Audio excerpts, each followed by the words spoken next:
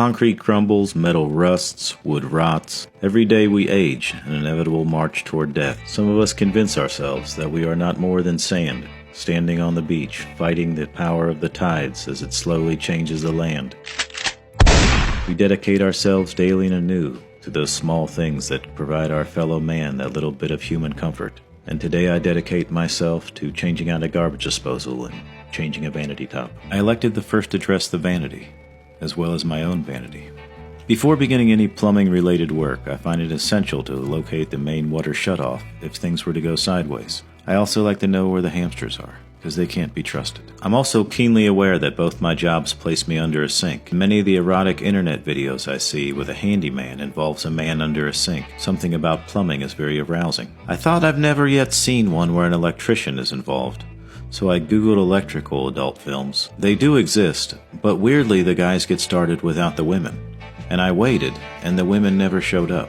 I have no issue with what rings someone's bell, but electrical smut's just not really my thing. So begin by cutting the caulk that connects the backsplash to the wall. The reason I started the vanity top first, I knew there'd be some drywall repair involved and you have drying time. Cutting the caulk mitigates the damage to the drywall and lessens the amount of repair you'll need to do. Since the drywall repair in this case is minimal, I elected to use Drydex instead of hot mud. Drydex is quite handy. It goes on pink, and when it dries it turns white, much like Grandpa's famous foreskin. It spreads very smooth and cleans up easy. Just a quick warning, it might look like a delicious sherbet, but it tastes like shit. I keep a thrift shop hairdryer in my work van, not just for feathering my beautiful locks, but when needed, a hairdryer will help speed the drying process. Now it's time to begin addressing the garbage disposal. The majority of garbage disposals I come out to address aren't actually broken. They're either simply seized up or the switch is tripped. There's typically a small red button in the bottom of the disposal. If it's not doing shit, flip that little guy first. Or if it's still seized, take the appropriately sized Allen wrench and try giving the bolt in the bottom a quarter turn. That typically works, but this motherfucker here is dead and will need replaced. Though I'll need to apply a couple coats of paint before I put the bathroom vanity back on. I'm going to assemble as much of it as possible, as to determine if I'll need any more materials, and to avoid making a second trip. A trip to the store usually provides me much needed time to meditate and think about the project. But today I was wondering what the members of Salt and Pepper were doing right now. They've always been very important to me. Love them. I hope they're doing well. I like to bring all the parts and pieces I can with me into the store, as to ensure I'm getting an exact fit. I think I found just the right disposal. Not too expensive, not too cheap.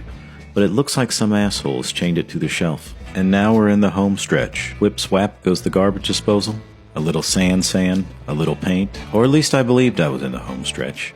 Until I found the vanity top to be just slightly larger than the cabinet, leaving it supported only on the front, back, but not the left side. I gave the client the option: replace the vanity, I cut the floor, move the entire cabinet over so it's centered, or I fabricate a little bracket and I glue that son of a bitch on there with some liquid nail. She chose option 2. This little bracket did the trick. I fabricated it by chopping up a mini pry bar.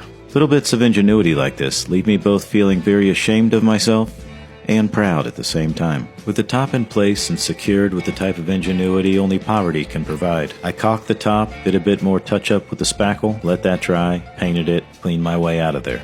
As we accept the inevitable crumbling of our society, it's nice to hold together the few pieces that we can, and rest easy knowing we did our level best, and also got paid.